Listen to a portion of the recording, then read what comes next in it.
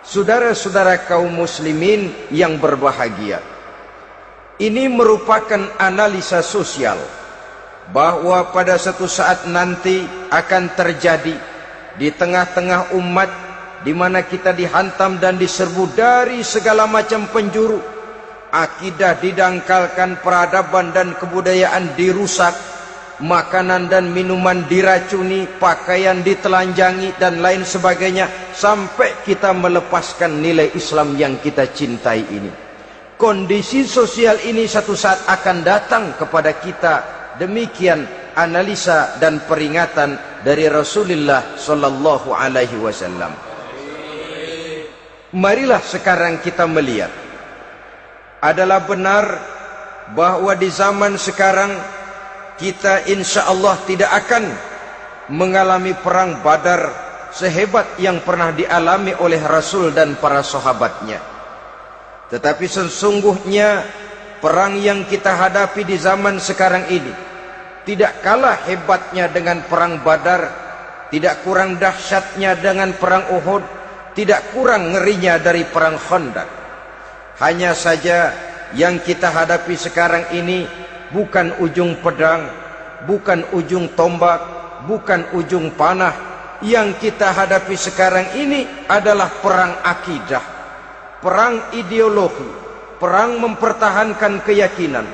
Yang kalau kita kalah sekarang, kita memang masih beragama, tetapi anak kita, cucu kita, generasi yang akan hidup 5, 10, 20, 30 tahun yang akan datang, wallahu a'lam bissawab. Islam, saudara-saudaraku, tidak mungkin hilang dari dunia. Tetapi tidak mustahil Islam gulung tikar dari desa kita.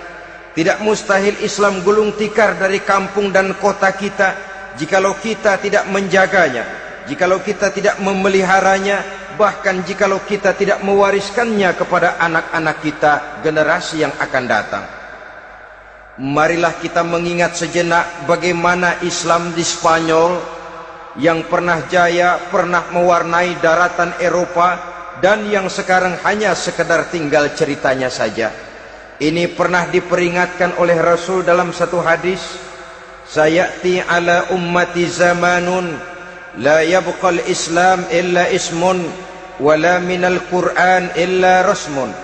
Akan datang satu masa di tengah umatku di mana pada masa itu Islam ada tapi hanya tinggal sekedar namanya saja, dan Quran pun ada tapi cuma sekedar tinggal tulisannya saja.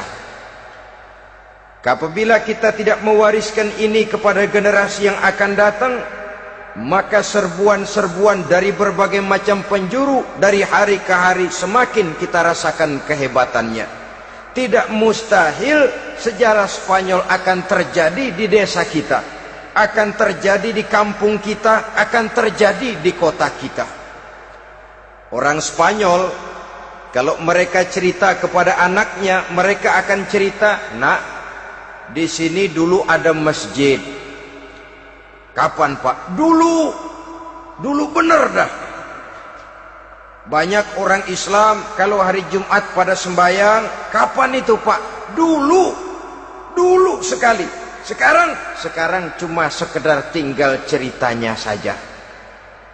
Bukankah sesuatu yang sangat tidak mustahil apabila kita tidak menjaga dan mewariskan Islam ini kepada generasi yang akan datang, maka serbuan-serbuan akan membawakan hasil yang diinginkan oleh para penyerbu itu tadi.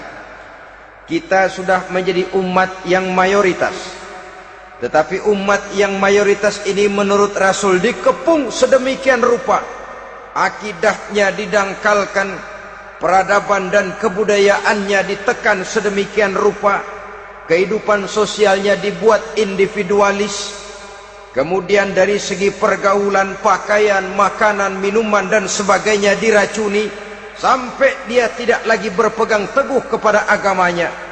Dan dikala itu hilang kehebatan umat ini di mata musuh-musuhnya.